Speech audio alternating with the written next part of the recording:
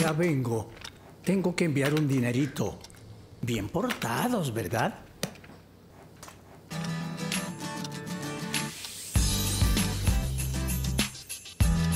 Vaya, ya estuvo. Ahora hacer transferencias a otros bancos es más rápido y sin costo con la app Davivienda. Así de fácil. Davivienda, una multilatina en El Salvador.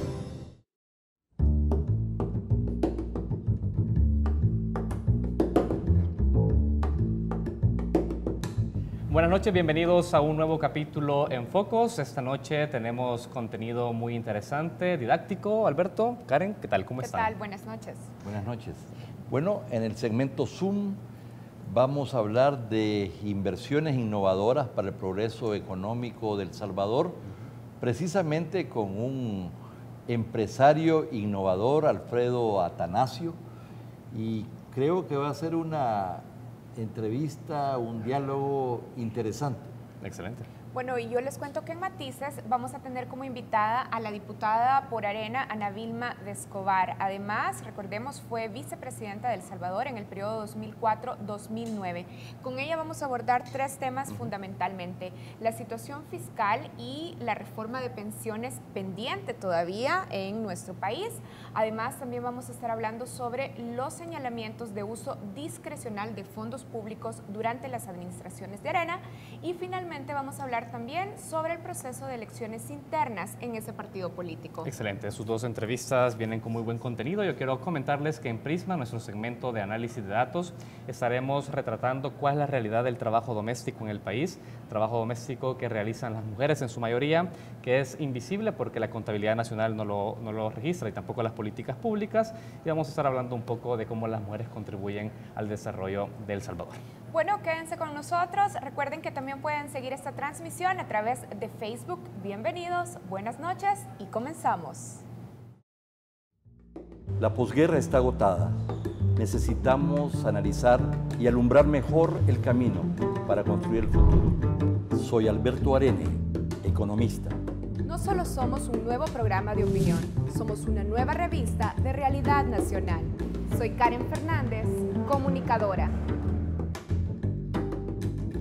Juntos formamos un equipo de trabajo independiente y comprometido con este momento de la historia. Somos una síntesis entre madurez y juventud para el nuevo impulso del futuro. Soy Saúl Hernández, politólogo. Bienvenidos a Focos.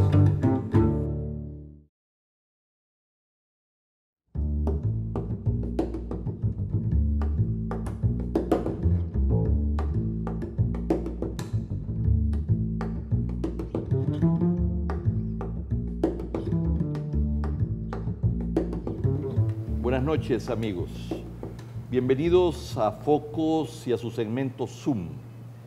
Esta noche vamos a hablar de inversiones innovadoras para el progreso económico de El Salvador, con un reconocido emprendedor, innovador, empresario salvadoreño. Nació y creció en Santa Ana de familia de origen palestino, comerciantes y empresarios. Desde pequeño aprendió a contar en árabe y a decir barato y caro en árabe. A los 10 años ya vendía dibujos, cuentos, aviones de papel y se imaginaba que tendría varias empresas. No veía su vida y su futuro como empleado, pero tampoco soñó con la empresa internacional que ahora vende servicios diversos a diferentes países.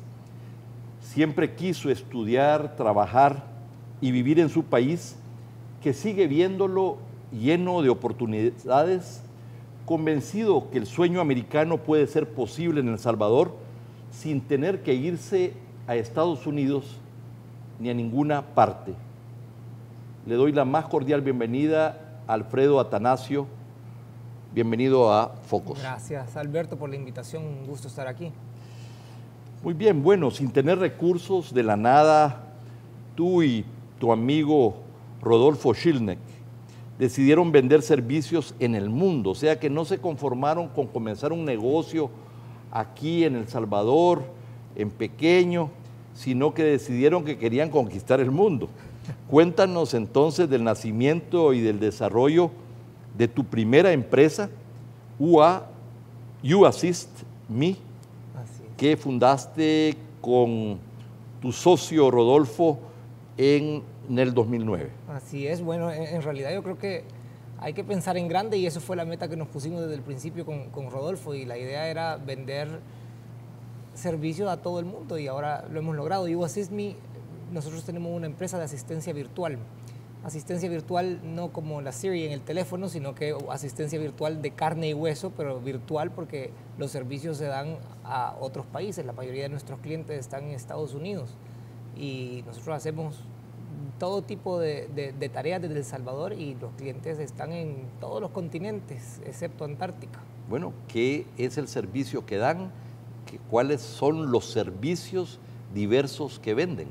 Bueno, de todo, de todo. La cosa más simple, digamos, es simple, digo yo, pero en realidad tiene su complicación, es llevarle la vida personal a bastante gente. Entre ellos, por ejemplo, el vicepresidente de marketing de Facebook es cliente de nosotros y si alguien se quiere reunir con él, tiene que pasar primero por su asistente y su asistente está aquí en El Salvador y le lleva su vida personal desde aquí, simplemente con tener acceso a una computadora con internet. Esa es una parte de los servicios que nosotros damos, pero adicional nosotros damos servicios de negocios también. Entonces, por ejemplo, un emprendedor en Estados Unidos, en Europa, en cualquier parte del mundo, de hecho, está empezando su empresa y tal vez no puede contratar a alguien a tiempo completo allá para que le ayude, nos contrata a nosotros y desde aquí nosotros le ayudamos con todo tipo de tareas, desde comunicarse con los clientes, contestarle el teléfono, hablar con sus proveedores, ayudarle con sus redes sociales. Nosotros decimos que hacemos cualquier cosa que no requiera la presencia física mientras sea legal, porque es tan variado de los servicios. Bueno, por ejemplo, un empresario X necesita que le lleguen a recoger unos trajes para dry cleaning. Eso haría el asistente personal, por ejemplo. El asistente no puede ir, pero puede conseguirle a alguien que Pues le sí, vaya a eso me refiero. Así, exacto, así es. O por ejemplo, alguien está viajando, cruzando el Atlántico desde Estados Unidos y necesita al llegar que esté preparada una sala de reuniones. Así es, o necesita tener algo importante, alquilar un vehículo, Todo etcétera. eso nosotros nos encargamos de eso. Yo digo más o menos el 20% de las tareas que nosotros realizamos son como esas, en las que nosotros damos ayuda personal para viajes, cuestiones de agenda, de reservaciones de restaurantes, pero la mayoría del trabajo que nosotros hacemos es para crear otros negocios, que le ayudamos a emprendedores en todo el mundo a ayudar a crecer sus negocios. Bueno, para que nuestra audiencia entienda por qué un empresario o un profesional de altos quilates en Estados Unidos o en Europa o en Argentina prefiere contratar los servicios de ustedes en El Salvador, donde las operaciones es por teléfono o por el internet, me imagino, o por Skype tal vez a veces, cuando podría tener una asistente personal en su oficina, dándole ese servicio, viéndolas, conversándolos, y no de esta manera. ¿El precio, el diferencial de precio es un factor? Sí, definitivamente el precio es un factor. Contratándonos puede ahorrarse hasta un 70% de los costos, pero no únicamente tiene que ver el precio, sino también hay una cosa importantísima y nosotros lo vemos como muy cotidiano. La calidad de trabajo de salvadoreño es increíble, es impresionante. La gente lo aprecia bastante y nosotros en El Salvador lo vemos como muy cotidiano y no nos impresiona, pero gente en otros países se impresiona de la calidad de trabajo y la aprecian bastante y por eso es que nos buscan a nosotros. Pero bueno, no solamente proveen servicios aparentemente organizativos, logísticos, etcétera, sino que hay servicios también de alta calidad profesional. Entiendo, por ejemplo, que a veces ha habido una empresa, dijéramos, de arquitectura. Así es. Y entonces ustedes pasan a contratar aquí arquitectos que hacen planos. Hacen planos, claro. Nosotros hacemos, es muy variado. Nosotros tenemos 300 clientes y cada cliente es un mundo distinto. Nosotros hacemos desde programación, diseño web, diseño gráfico, hasta diseño de planos, por ejemplo. Nosotros tenemos gente que habla varios idiomas, portugués, francés, alemán, aparte de inglés y español. porque damos servicio en diferentes lados, entonces nosotros tratamos de acoplarnos, es una empresa muy flexible, entonces nosotros tratamos de acoplarnos a lo que el cliente anda buscando, entonces esa flexibilidad es la que también le gusta a los clientes. Tuve oportunidad de conocer una de tus coordinadoras principales, que nació, entiendo, en Estados Unidos, siendo salvadoreña, y habla inglés sin acento. Así es, y es que, bueno, muchísima de la gente que nosotros tenemos trabajando en You Assist Me nació en Estados Unidos, ahora vive en El Salvador, mucha gente fue a estudiar a Estados Unidos y ahora está con nosotros, entonces en realidad hay gente que habla el inglés perfecto, la mayoría de la gente que Pero trabaja también con nosotros, francés y otros idiomas. Hay gente que habla otros idiomas, de hecho sí, así es. Bueno, tú fuiste muy abierto y yo te pedí si me podías dar el listado de clientes y es impresionante y además es muy diverso en diferentes continentes, pero efectivamente comienza con el jefe de desarrollo de mercados de Facebook, ¿verdad? Así es. O sea que hay clientes muy importantes. Sí. Bueno, yo creo que nuestros televidentes, nuestra audiencia van a estar muy interesados en saber cómo se te ocurrió a ti y a tu socio concebir esta empresa. ¿Cómo llegaste a eso? Fíjate que a veces las oportunidades las tenemos muchas veces enfrente y nosotros no nos damos cuenta, por eso tenemos que tener los ojos bien abiertos siempre. Yo soy de Santana y me vine a vivir a San Salvador al salir del colegio y tenía un pequeño negocio y tenía un trabajo a tiempo completo acá. Entonces yo tenía un asistente que de hecho todavía sigue siendo mi asistente y es una de mis manos derechas y me lleva mi vida, me ayuda a organizarme y ella me ayudaba con todo y la única manera en cómo yo me comunicaba con ella era por email, por chat o por teléfono y todavía así lo hago y la veo tal vez 1 o 2 veces al año, si es que la veo 1 o 2 veces al año. Entonces en realidad ella podía haber perfectamente estado en la India o en China o en Estados Unidos a miles de kilómetros de distancia y no me hubiera hecho ninguna diferencia a mí.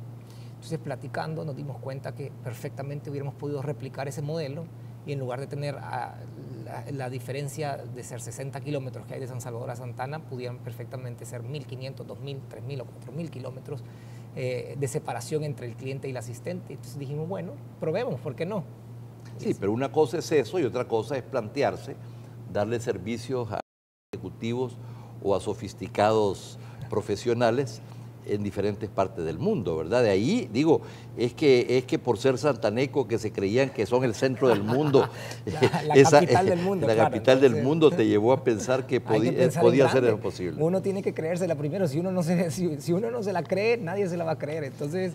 Pero entiendo que el inicio no fue nada fácil, ¿verdad? Fue traumático. Fue traumático. Yo ocupo estos espacios cuando me invitan a hablar a universidades o este tipo de entrevistas, yo lo ocupo como una válvula de escape y como terapia, porque el principio fue realmente tortuoso. En realidad no nos salió nada como esperábamos. Y en realidad fue un momento súper difícil. Yo renuncié de mi trabajo, me di cuenta, siempre cuento que 2 días después de haber empezado You Assist Me, me di cuenta que iba a ser papá. Y para mí fue un shock todavía más grande, saber que no podía fallar la idea de negocios no me podía fallar porque pues tenía la responsabilidad, una nueva responsabilidad. Nosotros teníamos planes de que íbamos a tener 20 clientes al principio y tuvimos 2, de los cuales uno era un socio y otro era un amigo de un socio. Entonces en realidad las cosas no nos salieron para nada como queríamos. En el 2014 crearon su segunda empresa, Point, un centro de negocios para emprendedores, una comunidad de emprendedores donde en un mismo lugar trabajan algunos de los emprendedores más innovadores del Salvador.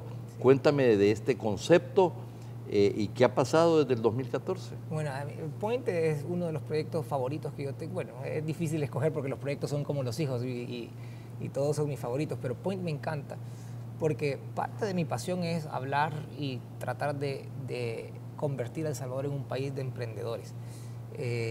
Y Point era una oportunidad para hacerlo. Nosotros necesitamos un espacio para You Assist Me, por eso nos animamos a construir un espacio, pero en el tiempo que nosotros compramos y construimos, You Assist Me, gracias a Dios, creció bastante y nos dio la oportunidad de poder ocupar el edificio para... Yo siempre decía, en El Salvador hay emprendedores maravillosos, innovadores, pero estamos muy separados, estamos regados por todos lados. Entonces, ¿cómo hacemos para poderlos tener en un mismo lugar y poder tener sinergias? Y así fue como empezamos a diseñar una comunidad en Point. Y yo siempre comparo la comunidad de Point como la curaduría de una muestra de arte en un museo. Uno tiene que escoger cada obra de arte, cada pieza, la tiene que escoger muy bien para que tenga una conversación entre todo lo que hay ahí. Y eso es lo que hacemos nosotros en Point. Tratamos de formar una comunidad, no solo de una industria, sino que el factor común era la innovación. Y yo creo que lo hemos logrado. Hay gente que hace desde videojuegos, aplicaciones móviles, tenemos psicólogos, tenemos de todo en Point. Pero bueno, ustedes tuvieron la ilusión de ver a estos innovadores, emprendedores, trabajando, investigando, diseñando, y al mismo tiempo que estuvieron juntos. Pero bueno, ustedes le alquilan este lugar, lo equiparon, ustedes se los apoyan también de diversas maneras, y al mismo tiempo ustedes es un negocio. Sí, Esto claro, no es la Madre Teresa, ¿verdad? No, sino que les alquilan estos espacios, estos servicios, y al mismo tiempo los apoyan, les hacen el bien, eso les permite a ellos crecer y a ustedes ganar dinero. ¿Cómo funciona eso? Bueno, sí, exacto. O sea, al final de cuentas todo es un negocio, pero hay que combinarlo con causar un impacto, creo yo. Y eso es lo que creo que estamos logrando nosotros. Y a partir de este año, del 2017, nosotros somos Point, es parte de la red del Impact Hub, que es una red global de emprendedores con 90 ciudades distintas en el mundo. Y ahora nosotros lo tenemos aquí en San Salvador, en Point. Y es una red global que conecta emprendedores que están causando algún tipo de impacto. Entonces nosotros les ayudamos con cosas desde darles obviamente la oficina todo incluido, que le ayuda a concentrarse en lo que lo hacen productivo. Le ayudamos con mentorías, por ejemplo, le ayudamos con networking. Nosotros tratamos de hacer muchos eventos en los que los emprendedores pueden conocer a potenciales clientes de ellos o pueden conocer a empresarios de gran trayectoria aquí en El Salvador y pueden conectar, y los empresarios pueden darles consejos. Entonces la idea es poder tener una comunidad, porque yo creo que la gente también busca pertenecer a algo, un sentido de pertenencia es importantísimo, y eso es lo que estamos logrando acá. Excelente. Esta semana inauguraron otro proyecto, otro negocio diferente y muy original, viendo oportunidades de hacer negocios y ayudar a la gente.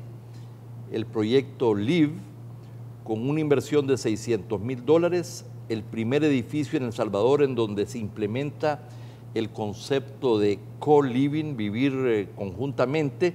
Ustedes ven oportunidades donde otros no los ven. Y bueno, ya tuvimos oportunidad de ver en los medios este día miércoles, se inauguró, el jueves estaba ya en todos los medios. Cuéntanos. Ese fue el último proyecto en el que nos hemos metido y de hecho cuando yo se lo contaba a la gente, la mayoría de gente me decía que estaba loco. Yo creo que es bueno que le digan a uno que está loco. Yo me empecé a acostumbrar a que la gente nos diga que estamos locos cada vez que hablamos de uno de nuestros proyectos, porque todos los proyectos han sido un poco locos, así que yo creo que eso es una buena señal. Si a ustedes les dicen que están locos, es buena señal. Es buena señal. O sea que de tanto cuerdo, líbranos, Señor. Sí, es que mira, o sea, yo digo a los hermanos Wright cuando empezaron con el avión, seguramente les decían que estaban locos. Entonces, bueno, pero Live es un proyecto de co-living. Tiene dos cosas, digamos, que son diferentes. Primero, que es el primer proyecto de co-living en El Salvador, de formar una comunidad de gente que tiene objetivos comunes y nosotros ayudarles a que logren sus objetivos. Y número dos, está en el centro histórico de San Salvador, que creo que es lo que más le causaba impacto a la gente, decirle, bueno, lo vamos a hacer en el centro histórico. Cuando todo el mundo quiere salir de San Salvador, porque con toda esta aglomeración, ustedes deciden poner este proyecto ahí, enfrente de la Universidad Tecnológica. Vamos a seguir hablando de este tema cuando regresemos de este corte comercial. No nos cambien.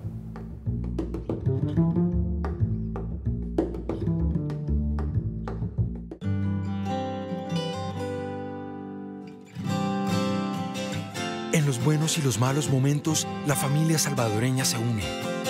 Porque un embarazo de alto riesgo podría pasarle a cualquiera. Apoya los 4 casos de interrupción del embarazo. Actúa ahora. Seguimosunidos.com. Cuando la vida y la salud de las mujeres está en riesgo, la familia salvadoreña se une. Apoya los 4 casos de interrupción del embarazo. Actúa ahora. Seguimosunidos.com.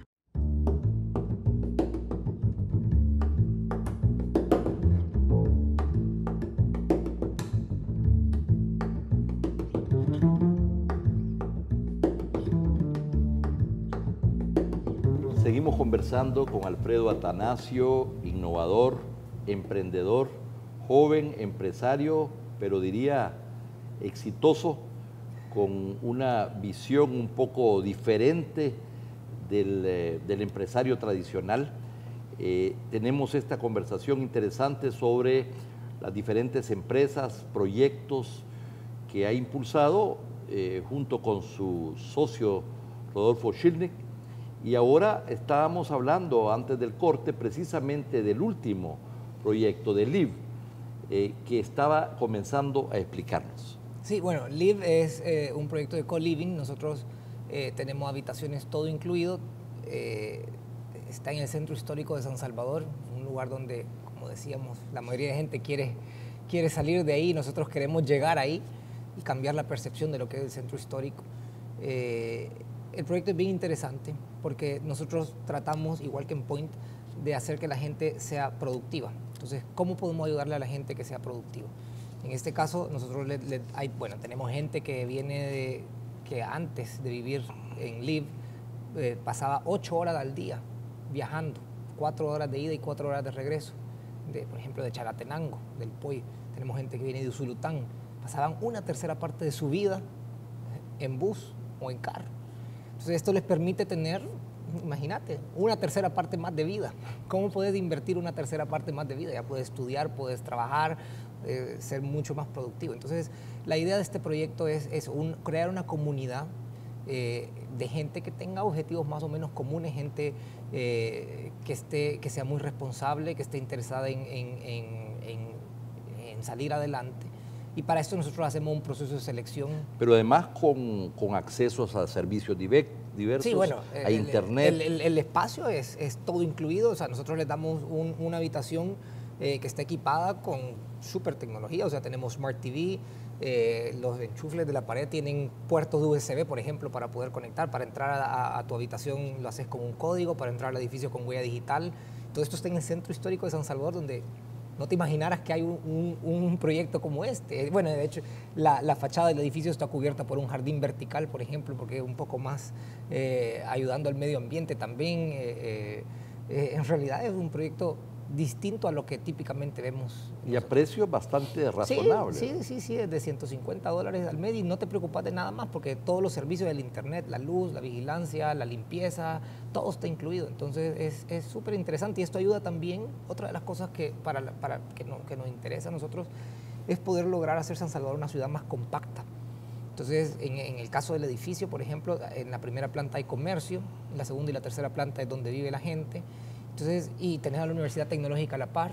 O sea que imagínate, una persona puede perfectamente vivir, estudiar y trabajar en 100 metros a la redonda. Como que fuera parte del campus universitario. Y entonces imagínate que cuánto te ahorras no solo de dinero, sino también de mucha más seguridad. No tenés que estar viajando en transporte colectivo, no tenés que estar caminando muy lejos.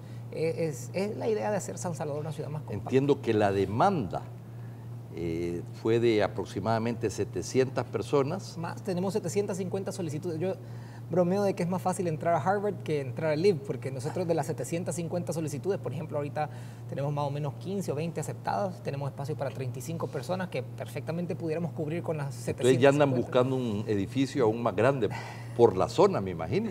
Pues ahorita este es un proyecto piloto, entonces tenemos que asegurarnos que el modelo funciona. Yo creería que sí. En un par de meses vamos a decidir si funciona o no y claro, replicarlo. Pues es una idea que surgió. Ustedes pensaron que habría una demanda y al mismo tiempo es una forma de hacer negocios haciéndole el bien a la gente. O sea que es negocio redondo. Redondo, completamente. Vamos a hablar en estos minutos que nos quedan de esta característica de ustedes, ¿verdad? Que cuando mucha gente está pensando en irse del país, una nueva ola de emigración, muchos empresarios en invertir afuera, tú y tu socio se han quedado a invertir más aquí. Entonces, bueno, ¿qué es lo que ven ustedes que no está viendo otra gente? Hay una situación de derrotismo, pues de que el país no tiene futuro, de de que el país está entrampado, que el crecimiento es bajo, que el nivel de endeudamiento es alto, que la polarización entre las dos principales fuerzas políticas. Digo, todo el mundo tiene una visión negativa y a ti te veo muy entusiasmado con nuevos proyectos, etcétera. Mira, todo lo que dijiste es cierto. El Salvador está en una posición súper complicada. La coyuntura no nos ayuda. Pero yo creo que dicen que el amor es ciego. Yo estoy enamorado de El Salvador. Yo creo que por ahí va la cosa. Yo le apuesto un montón a El Salvador porque yo creo un montón en la gente. De verdad, yo le tengo un montón de fe a la gente que hay en El Salvador. Entonces, yo estoy enamorado perdidamente de El Salvador. Entonces, no tengo intenciones de... Yo creo que es parte de mi responsabilidad apostarle al país, porque para mí es importantísimo sacar a El Salvador adelante. Y es cierto, hay una gran polarización, pero eso nosotros tenemos la solución a esa gran polarización. Nosotros como ciudadanos tenemos la solución. Deberíamos de pensar en cómo lo solucionamos desde ya, porque claro, hay dos fuerzas políticas que están siempre chocando, en constante choque, y ocupan esa polarización para alimentarse.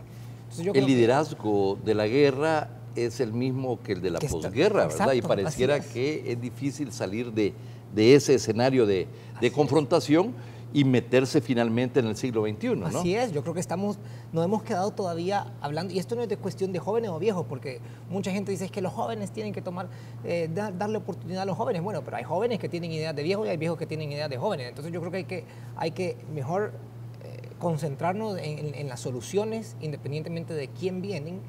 Y yo creo que como país tenemos que hacer un análisis y una meditación, digamos, sobre lo que queremos de verdad. Yo creo que este es el momento para hacerlo. ¿Tú sigues siendo miembro de la Junta Directiva y la Cámara de Comercio? De la Cámara de Comercio, sí. Ahí discuten abiertamente la situación económica, social y política del país. Las cámaras empresariales y la Cámara de Comercio e Industria es la más grande de todos. Ahí hay empresarios grandes, medianos, chiquitos, ¿verdad? Es un espacio muy importante de aprendizaje, de discusión. Tú eres amigo de algunos de los más grandes empresarios del país, pero también de medianos y de pequeños. ¿Cómo ves el gobierno? ¿Cómo ves el país? Bueno, yo creo que estamos en una posición muy complicada. Yo creo que el gobierno pudiera hacer muchísimo más de lo que está haciendo. Yo creo que hay un problema que yo creo que no nos hemos sincerado, y el gobierno a veces no es sincero con nosotros, y hay dos discursos. Hay un discurso oficial del gobierno en donde pueden llamar a la inversión y hablan de que tenemos que apostar por El Salvador y todo, pero cuando muchos funcionarios de gobierno se ponen la cachucha del partido, por ejemplo, el discurso es un discurso que a mí sinceramente me da miedo. No creo que sea el discurso adecuado para poder atraer inversión y para podernos darnos la tranquilidad, la seguridad jurídica que necesitamos como empresarios. O sea, yo si estoy invirtiendo, espero que no me cambien las reglas del juego. Yo creo que eso es lo que busca un empresario, tener un poco de certeza. O sea, invertir ya es un riesgo por sí. Entonces necesitas un poco de certeza. ¿Cómo ves tú la posición de las gremiales empresariales respecto al gobierno? Estamos hablando de la Asociación Salvadoreña de Industriales, de la Cámara de Comercio y, bueno, de la ANEP en su conjunto. ¿Tú crees que ha habido un esfuerzo de diálogo y de ser constructivo y de llegar a acuerdos, o el problema es la posición del gobierno? Tú que lo vives desde adentro, ¿cómo lo ves? Mira, yo creo que la gremial para mí hace un gran trabajo. Yo puedo hablar de la Cámara de Comercio, que por cierto, la Cámara de Comercio es la gremial que más grande y sus miembros, la mayoría son pequeñas y microempresas. Mucha gente a veces cree que las gremiales defienden los intereses de empresas grandes, pero en la vida real, en el caso de la Cámara de Comercio, por ejemplo, la mayoría de nuestros afiliados son pequeñas empresas. Yo creo que no es la oligarquía. No, por supuesto que no. Yo conozco a los afiliados de la Cámara, los agremiados de la Cámara, y te puedo decir, y tenemos filiales en Santana, en San Miguel, en Sonsonate y en La Unión, y poder ver de verdad que gente que trabaja, de verdad se sacrifica por su trabajo y están en una situación súper complicada. Hay temas mira, hay empresas que tienen que cerrar por un sinfín de razones, entre ellas la inseguridad, aumento de impuestos. Es súper complicado. Yo creo que las gremiales están haciendo un trabajo bien importante. El gobierno, te voy a decir, o sea, a veces pareciera que le interesa tener la foto para decir que todo está bien, pero a la hora de pasar de la foto a la acción es donde hay una pequeña desconexión, o una gran desconexión más bien. ¿Qué es, en tu opinión, lo que debe de cambiar de este gobierno, de las políticas, de las actitudes, para que haya más inversión, más negocios, más oportunidades? Mira, yo más que hablar del gobierno, a mí me interesaría hablar que nosotros como país, qué es lo que tenemos que hacer. Yo creo que como país nosotros tenemos que, como decía, sincerarnos y decidir hacia dónde queremos avanzar. Nosotros deberíamos de tener, mira, la mayoría de salvadoreños, te aseguro que estamos de acuerdo en la mayoría de cosas. La mayoría queremos casi lo mismo. O sea, creo que podemos coincidir que todos queremos que haya más transparencia, menos corrupción, mejores empleos que paguen más. Todo eso te aseguro que lo queremos, pero para lograrlo tenemos que empezar a trabajar. Tuvimos que haber empezado a trabajar desde hace varios años atrás. Tenemos que tener un plan de país. Eso es, un plan de país en lo que tengamos acuerdos mínimos para poder avanzar hacia ahí y que todas las políticas del gobierno, todas las leyes que se pasen, todo vaya enfocado a ese acuerdo de país, a ese plan de país. Contrariamente a lo que ha sido mi generación y sobre todo aquellos que hemos estudiado economía u otras disciplinas, vemos que los aspectos estructurales, ¿verdad?, de las políticas públicas, de las estructuras económicas, sociales, condicionan y marcan de alguna manera los márgenes de acción y oportunidades o no de los agentes económicos, sean grandes, pequeños y medianos. Pero pareciera que los millennials, ¿verdad?, se animan a invertir y a lanzarse, a veces independientemente del análisis más macro. ¿Es esto cierto o no? Esa es una impresión que tengo, pero al verte a ti yo estoy confirmando esta hipótesis. Mira, lo que pasa es que yo creo que somos más pragmáticos tal vez. Yo, por ejemplo, yo siempre digo, nosotros tenemos que ver al mundo, no tenemos que ver solo a El Salvador. Nosotros perfectamente podemos pensar en grande y ver lo que está pasando en el mundo. En el caso de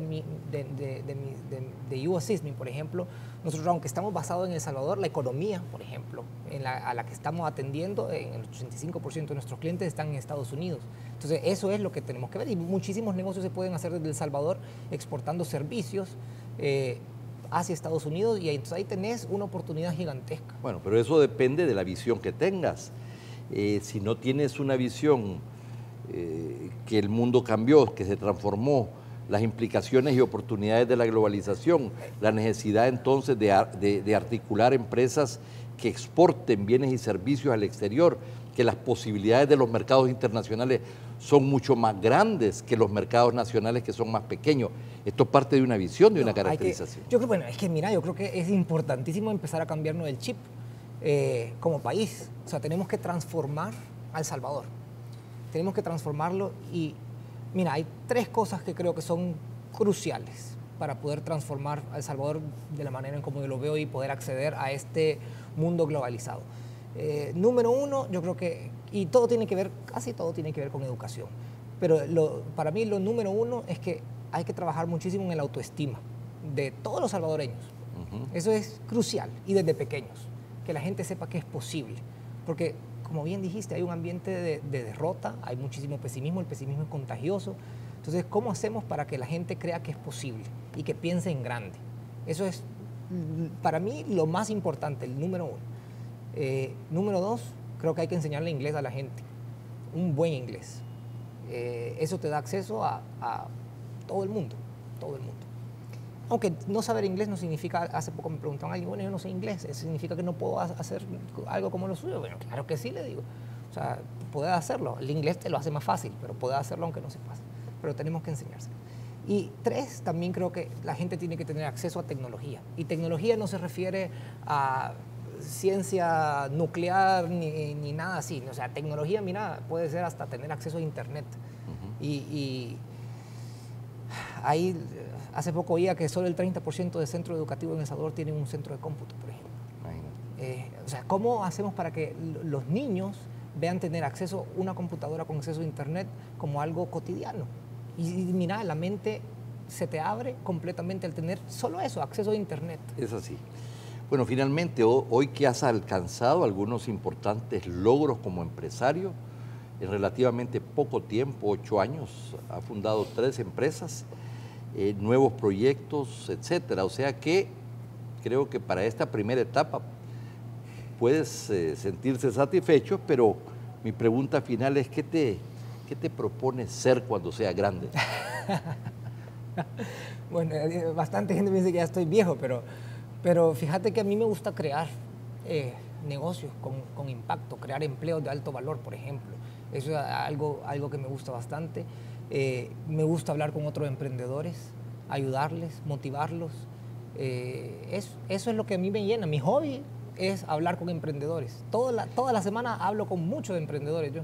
Y además, ¿crees que es posible realizar el sueño americano en El Salvador sin irse a Estados Unidos ni a ningún lado? Definitivamente. Mira, de verdad, con una computadora con acceso a Internet puedes acceder a un mercado del mundo entero. Entonces, ¿para qué tenés que irte?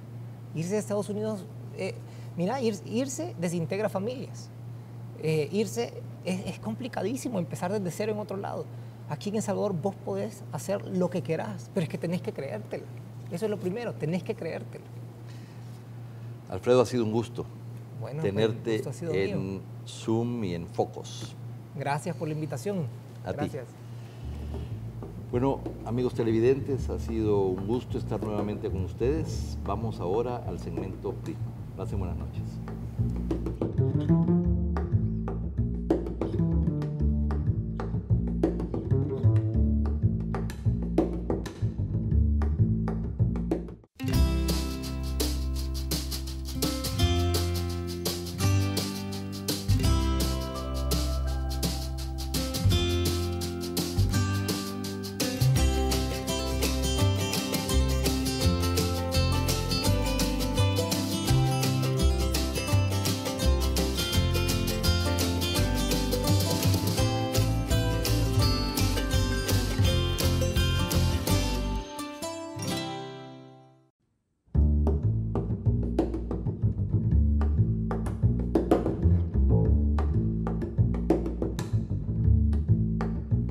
Buenas noches, continuamos en Focos. Hoy en Prisma analizaremos el aporte de las mujeres salvadoreñas a la economía nacional, a través de actividades que realizan diariamente en el hogar, pero que no se registran en la contabilidad nacional y las políticas públicas. Recientemente, el Banco Central de Reserva presentó los resultados de un estudio sobre trabajo no remunerado con datos de 2010, que contó con el apoyo del Instituto Salvadoreño del Desarrollo de la Mujer, ISDEMU, y la Agencia Española de Cooperación para el Desarrollo en El Salvador, AECID. El trabajo no remunerado es todo aquel que se realiza sin recibir a cambio un pago monetario ni de cualquier otro tipo. Dentro de este se encuentra el trabajo doméstico. Según el estudio de ese año, en El Salvador un 47.6% de las mujeres realizó trabajo doméstico frente al 5.9% de los hombres.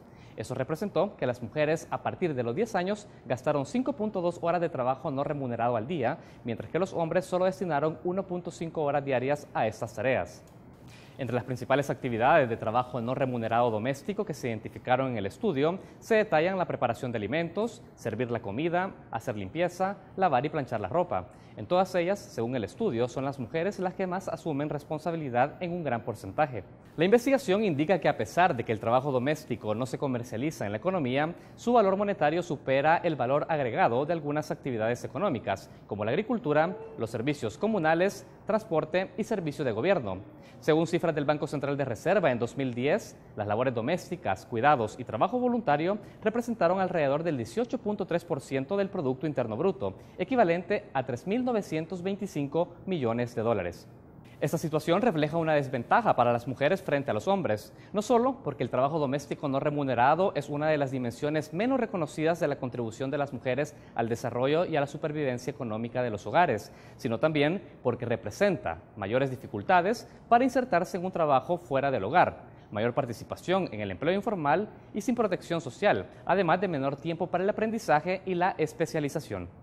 Por esta razón, el estudio concluye en la necesidad de la formulación e implementación de políticas públicas destinadas al cuidado y corresponsabilidad, que reconozcan el trabajo doméstico y de cuidados como un bien público, mayor inversión y mejores servicios públicos para el cuidado de las personas dependientes, así como impulsar la ratificación y cumplimiento del Convenio 189 sobre trabajo doméstico de la Organización Internacional del Trabajo. En América Latina, países como Chile, Ecuador y México han avanzado en políticas de inclusión para reconocer el trabajo no remunerado en los sistemas de seguridad social, además de contabilizar el aporte de las mujeres desde esas actividades a la economía a través de herramientas como las cuentas satélites. En El Salvador se ha creado el Comité Interinstitucional para la Valorización del Trabajo No Remunerado, con participación del ISDEMU, el Banco Central de Reserva, el Ministerio de Economía, con apoyo de la CEPAL. La visibilidad de las mujeres en la economía a partir del trabajo doméstico no solo permitirá identificar su importante contribución al desarrollo nacional, sino también a implementar políticas públicas de atención e igualdad entre mujeres y hombres. Esto ha sido todo en Prisma. Al regresar nuestra entrevista en Matices, estará con nosotros la diputada Ana Vilma de Escobar de la fracción de Arena. Ya volvemos.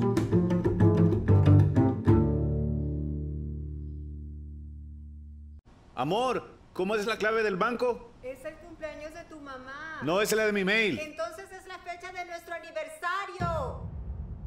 ¿Sí pudiste? Sí. ¿Querés que te ayude? No, tranquila, amor, tranquila. Se te olvidó, ¿verdad? Ahora puede recuperar su clave o asignar una nueva desde la app Davivienda. Así de fácil. Davivienda, una multilatina en El Salvador.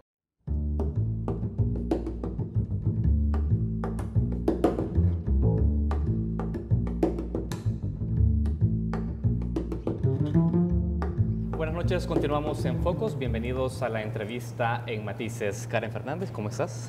¿Qué tal? Buenas noches. Gracias por acompañarnos en nuestra mesa de entrevista. Esta noche queremos analizar las actuaciones de la principal fuerza política de oposición en nuestro país. Queremos hablar sobre Arena y vamos a concentrarnos en tres temas en específico. Vamos a hablar sobre la situación fiscal y de pensiones. También queremos hablar sobre los señalamientos del uso discrecional de fondos públicos que se hacen para los gobiernos de Arena. Y finalmente, ojalá que el tiempo nos alcance, Saúl, vamos a hablar también del proceso de elecciones internas en Arena. Exactamente, tendremos poco tiempo, por lo tanto estaremos haciendo las preguntas muy precisas con nuestra invitada. Esta noche nos acompaña en el set y tenemos el gusto de darle la bienvenida a Ana Vilma de Escobar, ex vicepresidente y diputada del Partido Arena. Bienvenida, diputada, a Focos. Muchas gracias, Saúl, muchas gracias, Karen, gracias por invitarme y un gusto estar acá con ustedes en Focos. Bueno, como ya lo habíamos dicho, queremos iniciar hablando sobre el tema de la situación fiscal y de pensiones. Tenemos que tener en cuenta que el gobierno debe pagar en menos de un mes, el 7 de julio, 41.7 millones en concepto de deuda de pensiones. De lo contrario, estamos en riesgo de volver a caer en impago. ¿Está en capacidad ya la Asamblea Legislativa de lograr un acuerdo que permita o aprobar una nueva ley de pensiones para financiar esta deuda o para aprobar financiamiento alternativo? ¿En qué situación se encuentra la discusión dentro de la Asamblea Legislativa?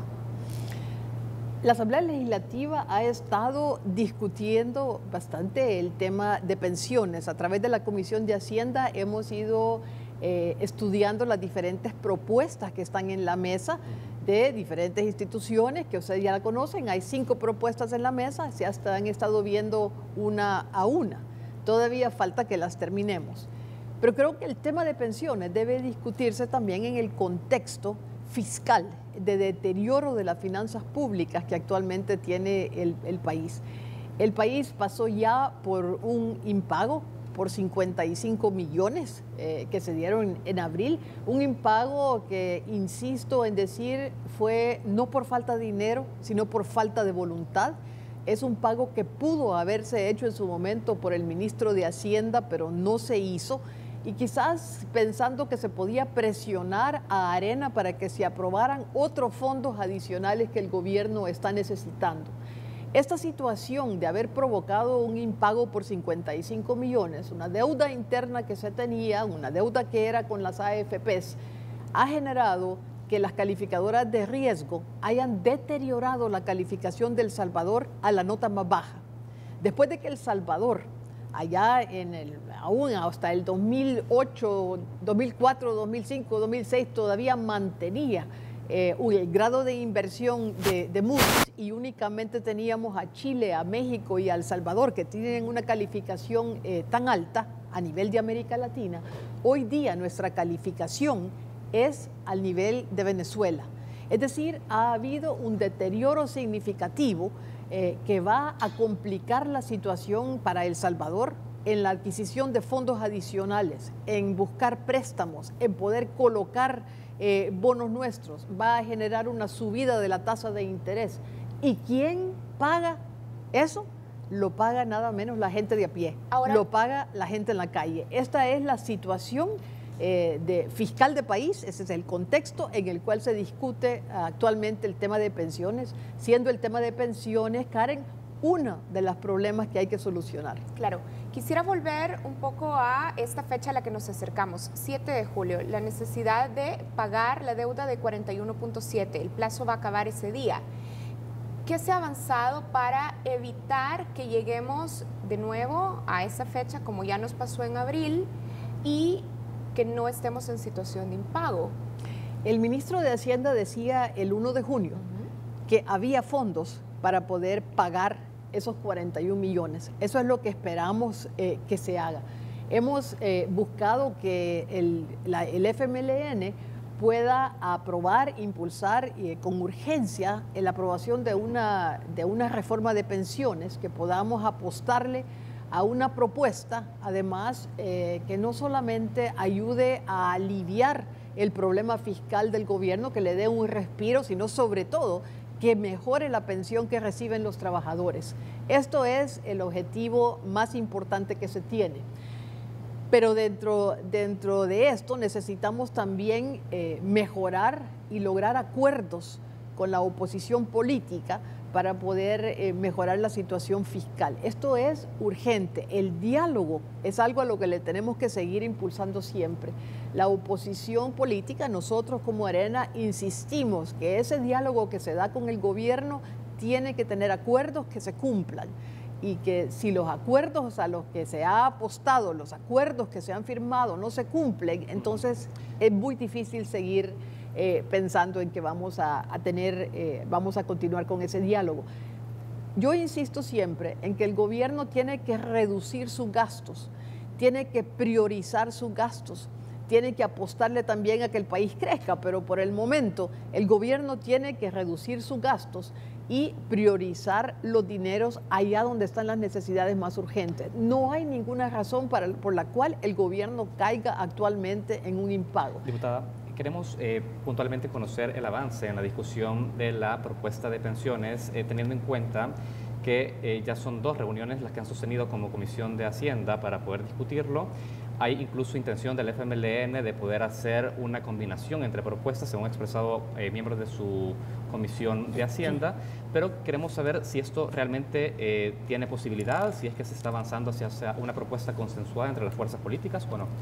Bueno, hoy escuchaba o leía más bien sobre el famoso mix que está proponiendo ahí algunos diputados del FMLN. Yo creo que lo que oigo es una suavización de la postura, lo cual hay que tomarlo en cuenta. Hay que buscar el acercamiento y hay que buscar cómo logramos una propuesta que mejore las pensiones para los trabajadores. Hemos estado insistiendo que en esta reforma de pensiones es necesario que los partidos más pequeños no le den los 43 votos al FMLN para buscar soluciones de parche. ¿Y a qué me refiero con soluciones de parche? Por ejemplo, la aprobación que se dio a la reforma de la ley de pensiones, donde se tiraba el plazo de los SIP a 50 años, pero el pago de capital se tiraba a 50 años, pero no se mejoraba la rentabilidad de los ahorros. Y en segundo lugar, esa iniciativa que hay de que el gobierno pueda utilizar ya no solamente el 45% del Fondo de los Trabajadores, sino el 50% del Fondo de los Trabajadores, que es una situación que nos preocupa muchísimo, porque nuevamente no se mejora la rentabilidad de los fondos que el gobierno utiliza. Hasta la fecha, la tasa promedio que ha tenido ese 45% de los fondos de los trabajadores ha sido de un 2.3% y ha significado una pérdida en rentabilidad de 2.000 millones de dólares para los ahorrantes. Estamos hablando del actual sistema. Estamos hablando de del 45% de fondos que el gobierno utiliza, que el gobierno ha tomado de los ahorros de los trabajadores, de lo que está en las AFPs. El gobierno ha tomado ya 45% con una rentabilidad promedio del 2.3, que es bajísima, y eso ha significado para los trabajadores una pérdida de más de 2.000 millones de dólares en rentabilidad. Entonces, solo para terminar, estas soluciones de parche no abonan a que busquemos una solución integral al problema actualmente de pensiones. Y yo espero que el lunes, el martes, conozcamos de nuevo la propuesta de Asafondos, la propuesta de ICP, y que ahí también podamos apostarle a una reforma que no sea confiscatoria de los ahorros de los trabajadores, que mejore la rentabilidad que tienen, que busque también la creación de un fondo de renta vitalicia que permita darle una pensión a los trabajadores a lo largo de toda su vida ya de jubilados. Diputada, el FMLN ha externado su preocupación particularmente sobre la propuesta de ISP, la Iniciativa Ciudadana de Pensiones, porque dice que no logra dar solución a la deuda anual de 500 millones para el pago de pensiones. ¿Qué propone Arena para atender este financiamiento?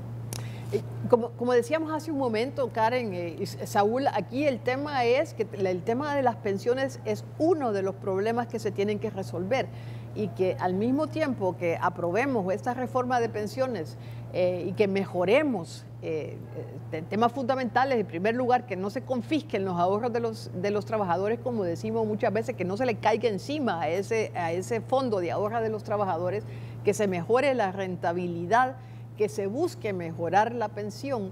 También es importante que el gobierno ordene las finanzas públicas, que deje ya el gobierno de gastar como que tuviera un barril sin fondo, porque el gasto corriente está subiendo y muchas veces el gobierno busca que ese gasto corriente se financie con préstamos. Esto no es posible.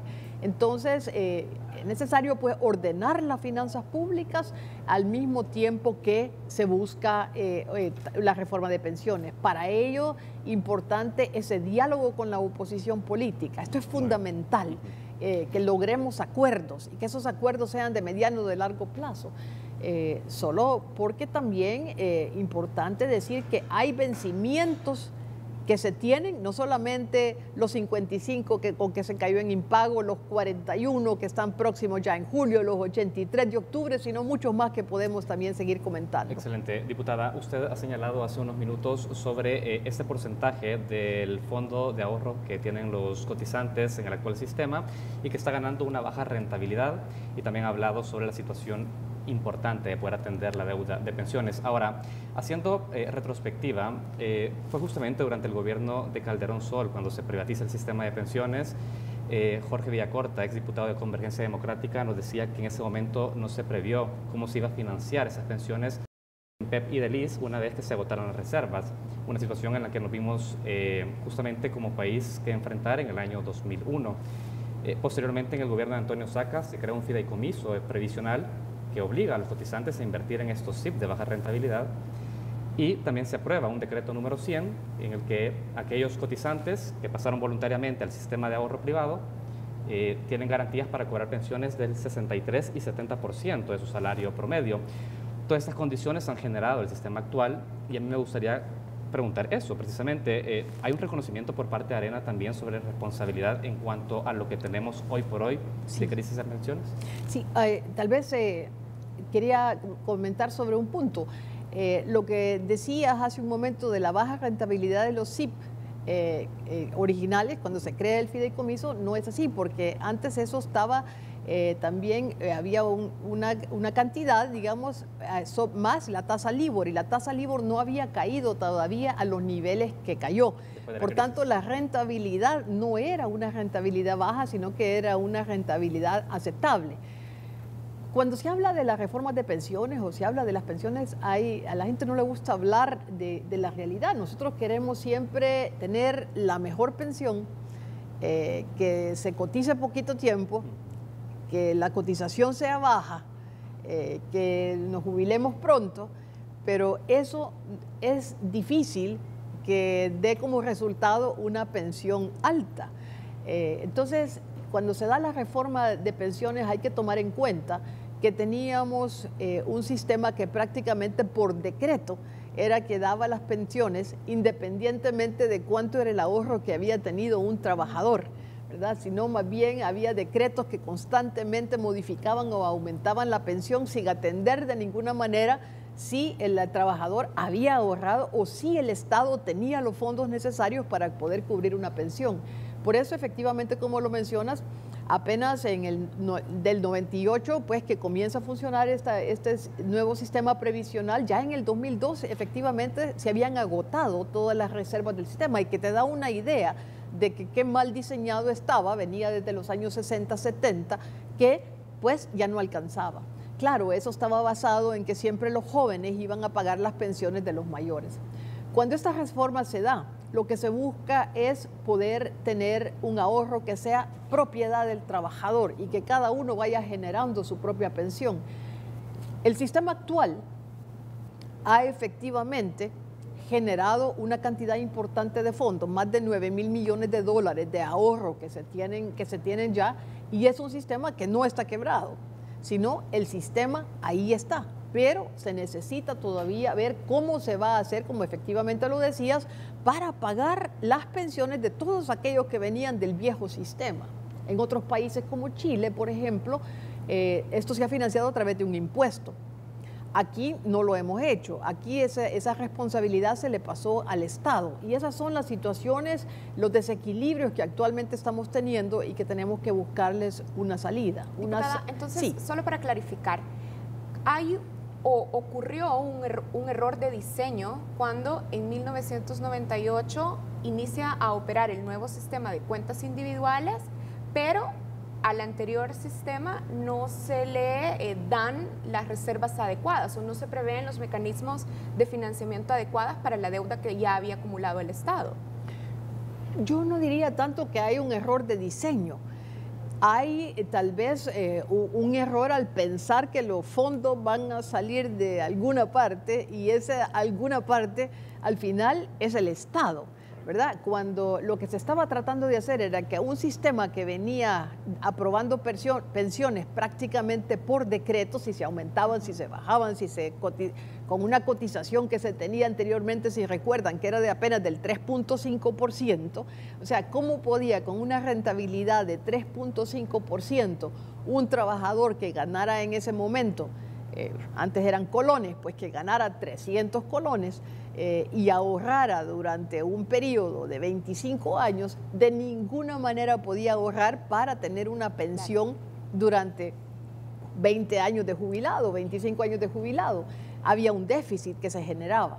Ese déficit en el antiguo sistema lo cubría el Estado. Lo que se buscó entonces ahora es, cuando se hace la reforma, es decir, bueno, mire, el Estado no puede seguir absorbiendo todas las responsabilidades. Diseñemos un nuevo sistema y busquemos una fuente de financiamiento para la deuda exactamente, la deuda adquirida. Pero esa fuente de financiamiento no fue posible aprobarla porque hubo pues muchas diferencias, muchas discrepancias, muchas situaciones de oposición y en ese momento no se aprobó una fuente de financiamiento. ¿Qué queremos ahorita? Pues corregir esa situación. El sistema actual donde los ahorros pertenecen al trabajador es algo que debemos conservar y ver cómo ese ahorro se puede, aumentando la cotización, por supuesto, lograr que se llegue a tener una pensión y con ese fondo de reserva vitalicia llegar a una pensión vitalicia. Los trabajadores por el momento no aceptan que se hable de aumentar la edad de jubilación, que es algo que siempre contribuye pues en los sistemas, las famosas reformas paramétricas, pero no quieren ni siquiera que se mencione eso todavía. Diputada, tenemos que hacer la primera pausa de esta entrevista. Nosotros, Karen, tenemos más preguntas por hacer en este espacio. Ya continuamos. Ya regresamos.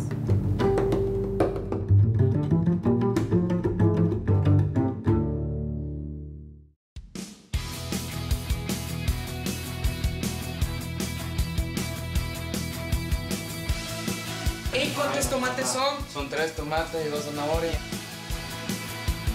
Ahora hay que meter los cangrejos vivos al agua.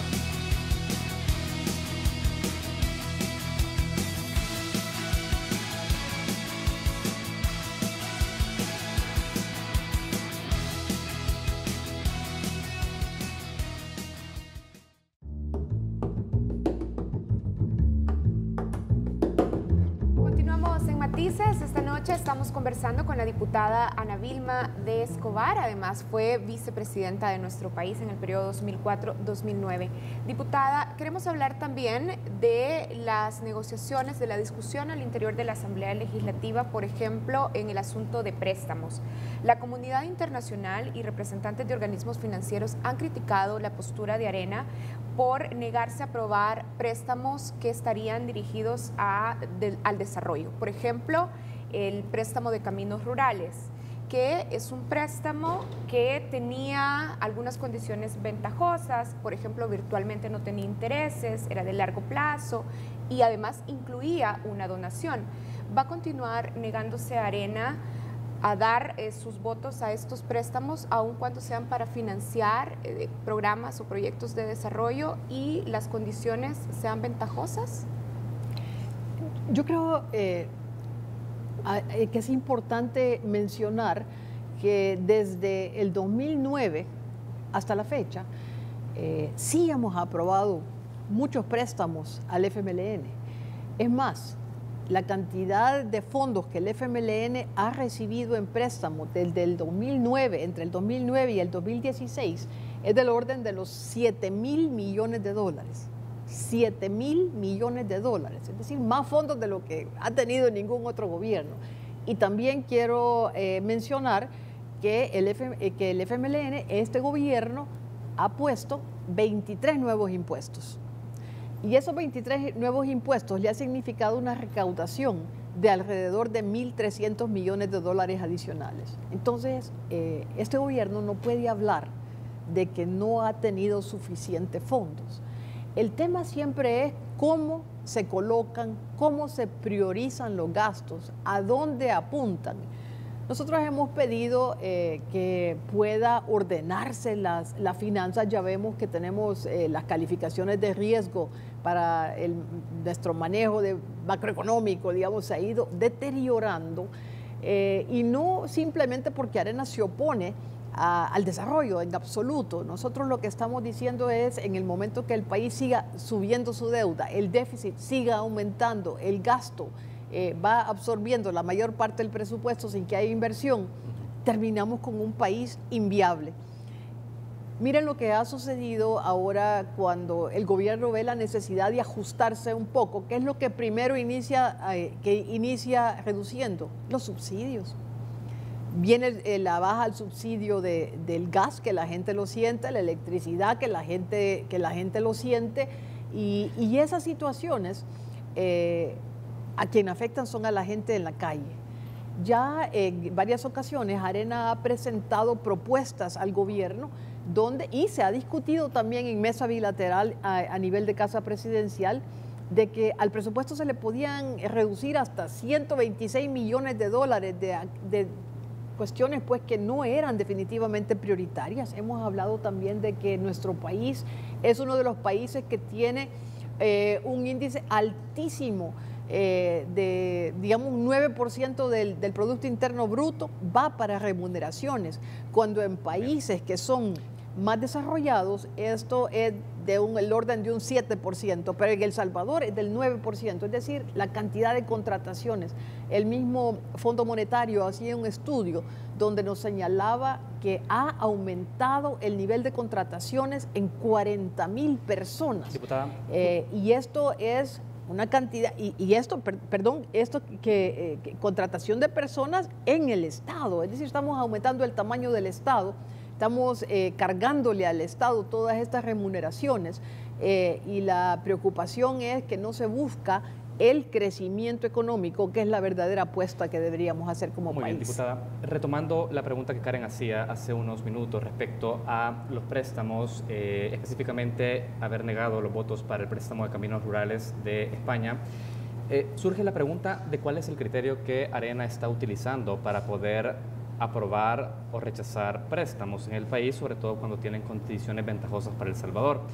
Recientemente, la fracción del partido ha criticado la postura de Mauricio Silva, director para Centroamérica del Banco Interamericano de Desarrollo, señalando que su postura respecto a la manera en la que Arena ha rechazado esos préstamos es una intromisión en asuntos internos. Pero él decía, la postura de Arena ha obligado a pasar un financiamiento con un costo de alrededor del 2% de interés anual, con los multilaterales a uno alrededor del 8.6% en la última emisión de bonos. Y señala que lo dice con conocimiento como representante de una entidad bancaria multilateral.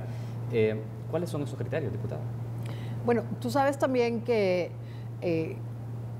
la opinión de Mauricio, a quien respeto, es una opinión personal. Y ya el BID emitió ya una nota diciendo que la opinión de Mauricio Silva era una opinión personal, no una opinión de un organismo internacional. No estaba representando al BID en ese momento. Esto creo que hay que tenerlo en contexto. Yo insisto en que el país lo tenemos que ordenar. La primera vez que buscamos acuerdos para ordenarlo fue en octubre del 2012 y todos los partidos políticos suscribieron un acuerdo de ordenamiento fiscal en octubre del 2012. Después de eso, Arena aprobó al gobierno 800 millones de dólares de bonos, emisión de 800 millones de dólares de bonos. ¿Tú sabes cómo había venido el gobierno siempre? Pues que si el presupuesto era de 5.000 millones, el gobierno gastaba 1.000 millones más, es decir, se sobregiraba año con año. Cuando llegaba ya, lo que hacía era emitir letes. Cuando llegaba el vencimiento de letes, se acercaba a Arena para que Arena aprobara la emisión de bonos, tirar esa deuda a largo plazo, y así iba, pero con esto él iba subiendo constantemente la deuda.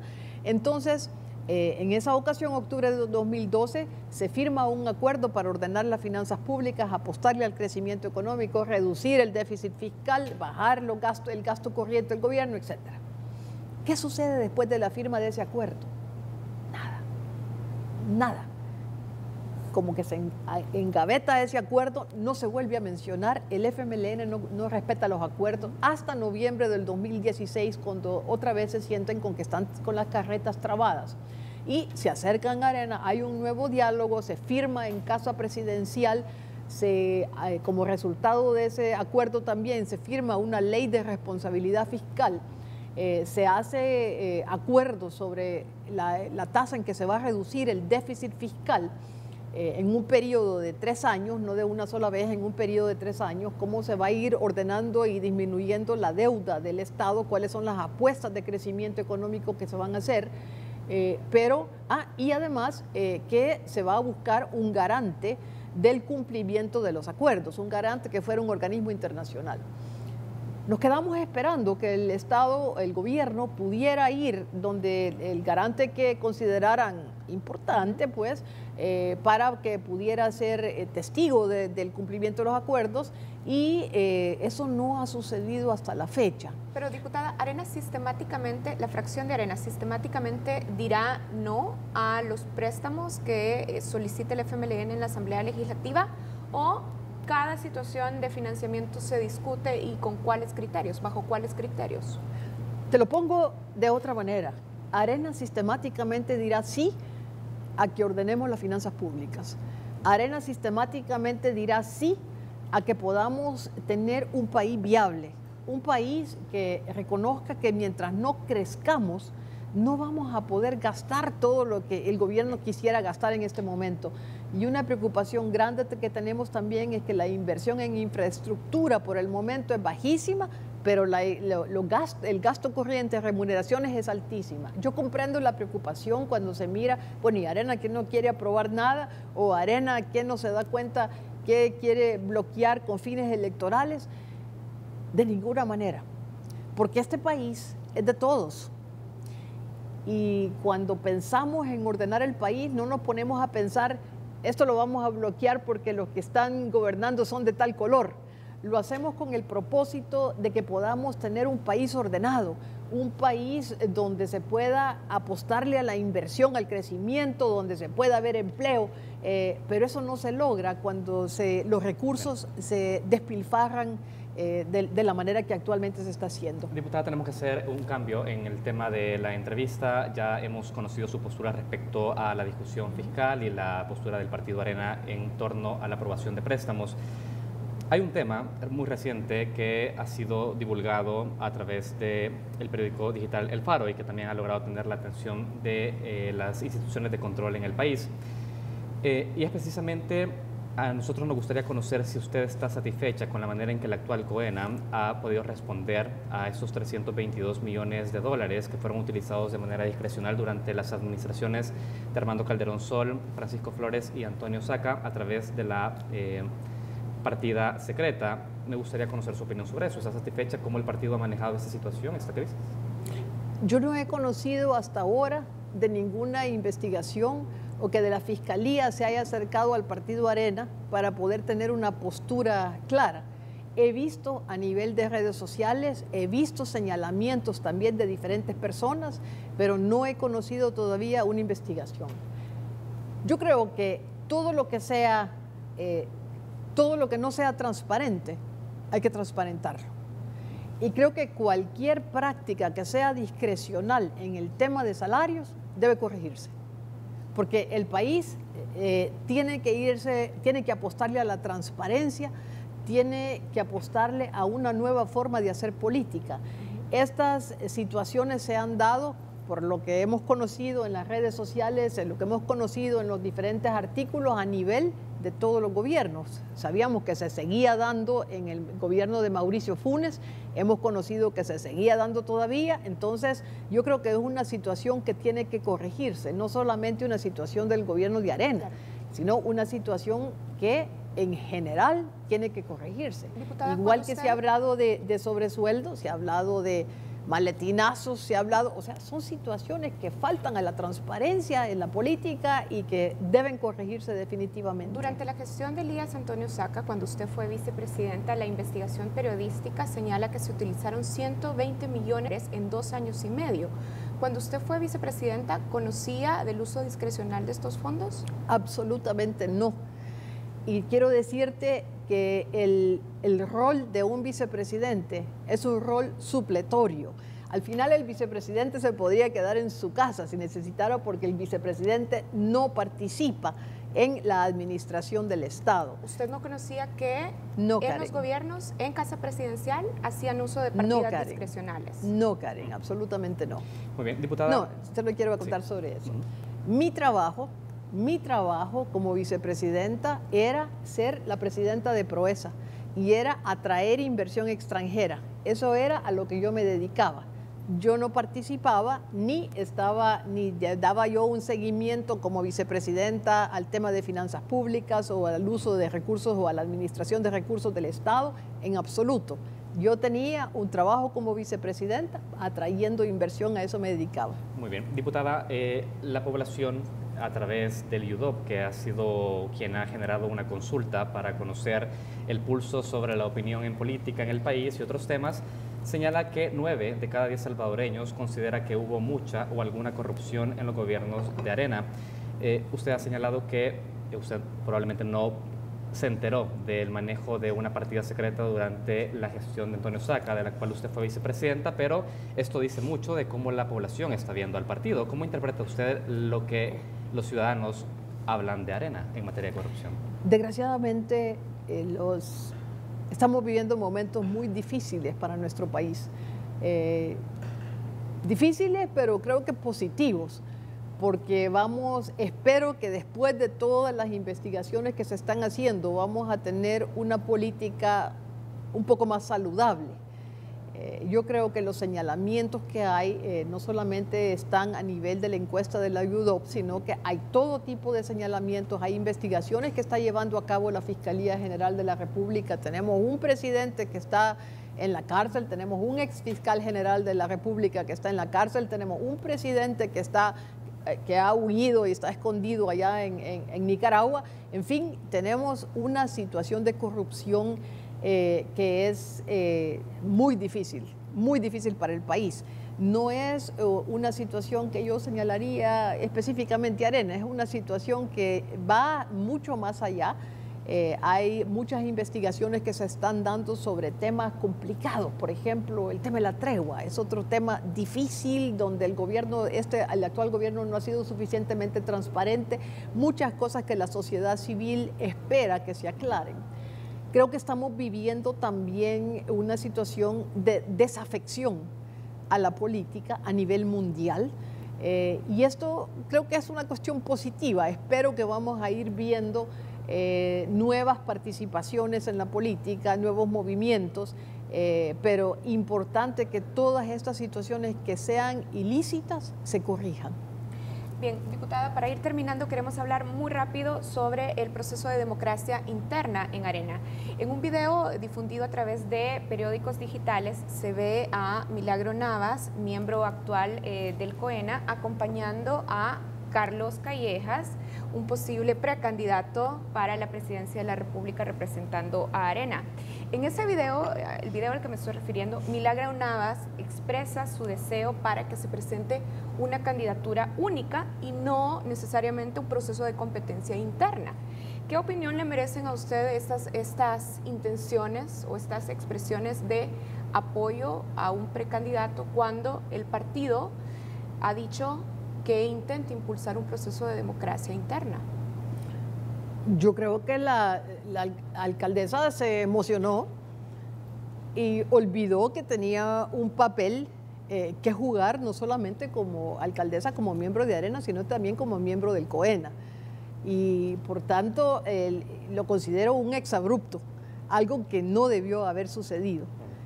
Yo creo que tenemos que mantener que las candidaturas están abiertas para todos.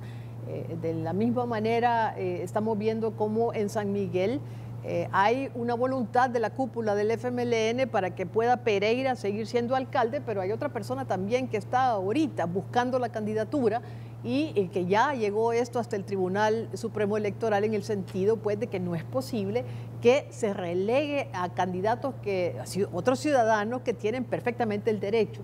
La política la tenemos que hacer más transparente, más abierta para que todos los ciudadanos participen. Yo creo que es una obligación de todos participar y los partidos políticos tenemos cada vez que entender que somos instituciones públicas y que la Constitución manda que se participe a través de los partidos políticos y por tanto los partidos políticos no nos pertenecen a ninguno. Son instituciones de los ciudadanos. Excelente, diputada. Tenemos que ir cerrando la entrevista. Ana Vilma Escobar se presentará como una candidata mujer por parte de Arena para disputar la presidencia de la República. No, Saúl, no lo haré. Bien. Bueno, se nos acabó el tiempo. Muchísimas gracias a la diputada Ana Vilma Escobar por habernos acompañado y muchísimas gracias a todos los que estuvieron siguiendo este segmento de entrevista. Después de la pausa, volvemos con más de Focos. Gracias. Gracias, muchas gracias.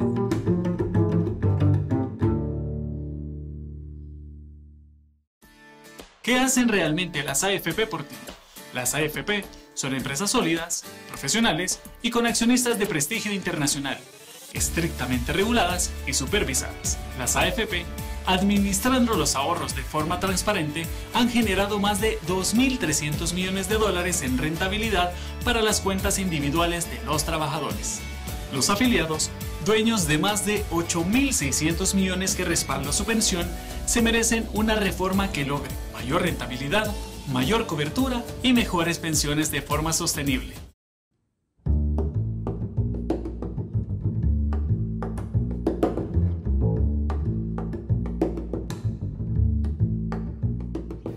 Continuamos en Focos. Bienvenidos a Reflejos, el espacio de análisis internacional y de salvadoreños en el exterior. El pasado 15 y 16 de junio se celebró en Florida, Estados Unidos, la Conferencia sobre Seguridad y Prosperidad en América Central. En este encuentro, los gobiernos de El Salvador, Guatemala y Honduras evaluaron junto a las autoridades de los Estados Unidos los pasos a seguir para incrementar la inversión privada, el empleo y reducir la migración irregular.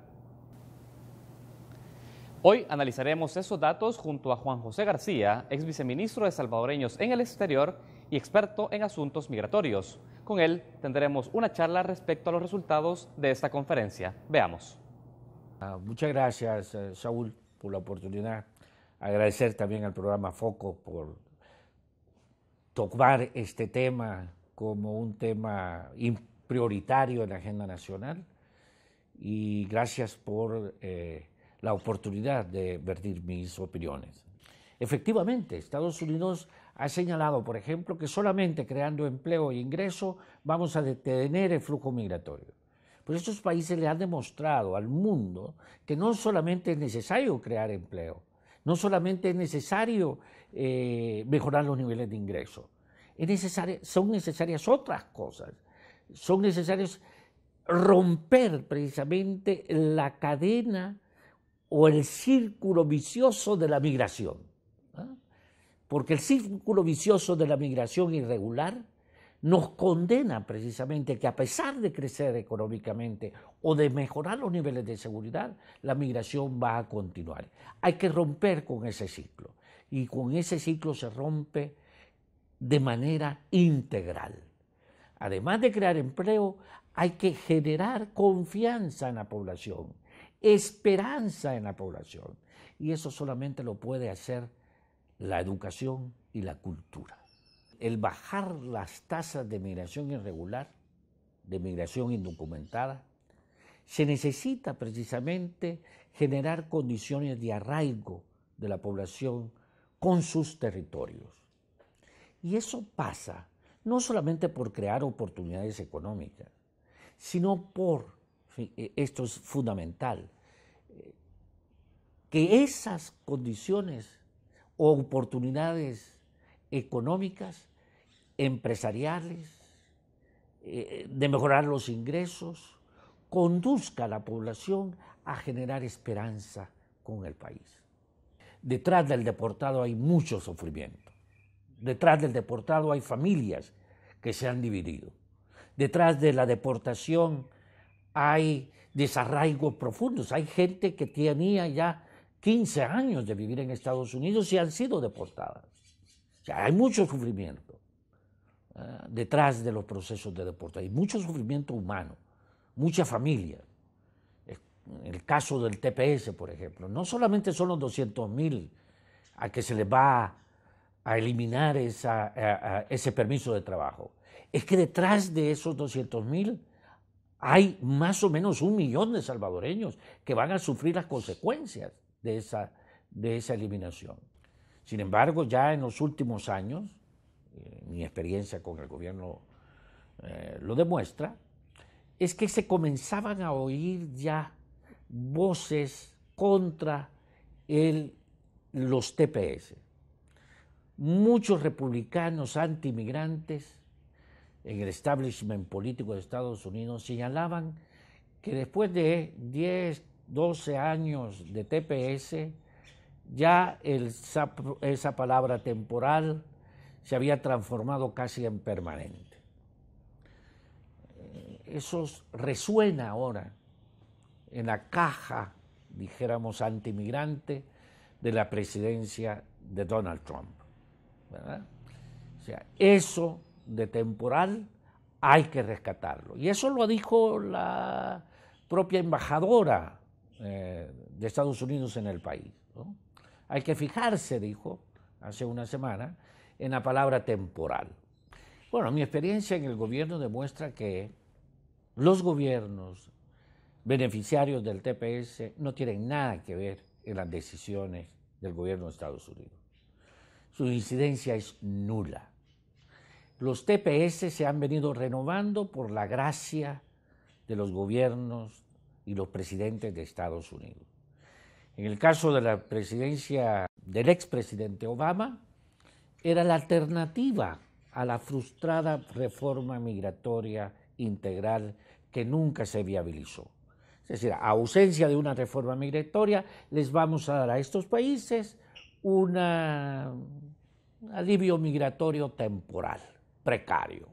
Entonces, yo creo que hay que dimensionar el flujo de deportados, no solamente porque vienen algunos con antecedentes criminales, ¿verdad?, algunos pandilleros, ¿verdad?, sino por el sufrimiento que eso implica de la gente trabajadora, que por no tener papeles está siendo deportada.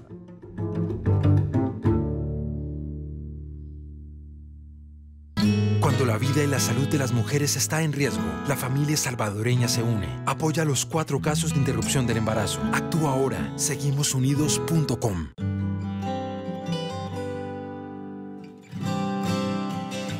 En los buenos y los malos momentos, la familia salvadoreña se une. Porque un embarazo de alto riesgo podría pasarle a cualquiera. Apoya los 4 casos de interrupción del embarazo. Actúa ahora. Seguimosunidos.com.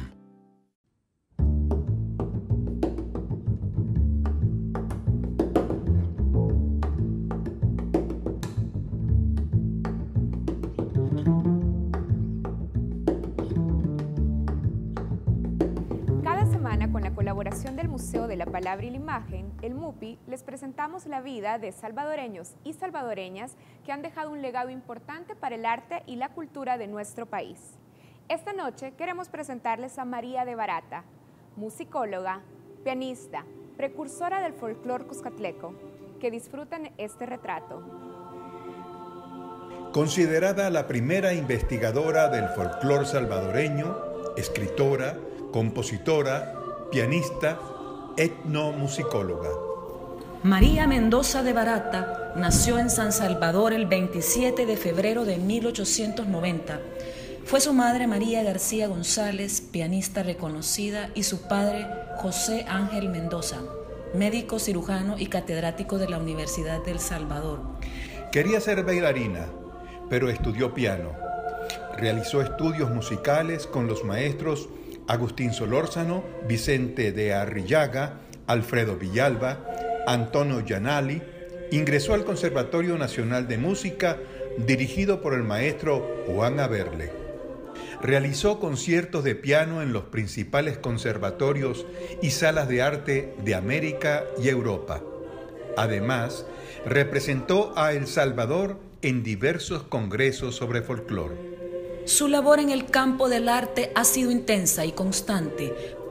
Escribió 14 obras musicales y 25 estilizaciones folclóricas sobre diversos temas. Y su obra fundamental, Cuscatlán Típico, producto de 28 años de investigaciones, donde consigna tradiciones y elementos culturales autóctonos de El Salvador. El Museo de la Palabra y la Imagen prepara una exposición monográfica sobre su obra y su vida.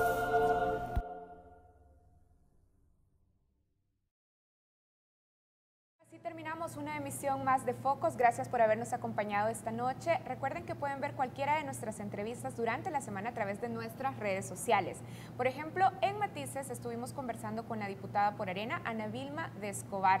Uno de los elementos que pusimos sobre la mesa es el uso discrecional de fondos públicos que se ha reportado en las administraciones de Arena. Sobre este caso, ella nos decía, recordemos, fue vicepresidenta junto a Elías Antonio Saca, y sobre este caso ella nos decía, tajantemente afirmaba, que no conocía sobre el uso de la partida secreta durante su periodo como vicepresidenta. Efectivamente. Bueno, en Zoom tuvimos al empresario innovador Alfredo Atanasio, quien precisamente nos habló de las diferentes empresas, proyectos que ha impulsado, la última esta semana, que fue cubierta por los medios, pero además donde hay un momento de pesimismo. Sin embargo, Alfredo y su socio están invirtiendo en El Salvador, llenos de entusiasmo, viendo que hay oportunidades y que no es necesario irse a Estados Unidos para realizar el sueño norteamericano o el sueño salvadoreño en El Salvador. Excelente. Quiero aprovechar, ahora que estamos al cierre de este programa, para agradecer a Juan José García, experto en asuntos migratorios, por la entrevista que nos brindó en Reflejos para poder analizar los resultados de la reciente conferencia sobre seguridad y prosperidad en América Central y sus impactos en la migración. Esto ha sido todo en Focos. Les recuerdo, Focos Oficial, nuestra página en Facebook, @FocosTV en Twitter y también nuestra página web, focostv.com. Hasta luego.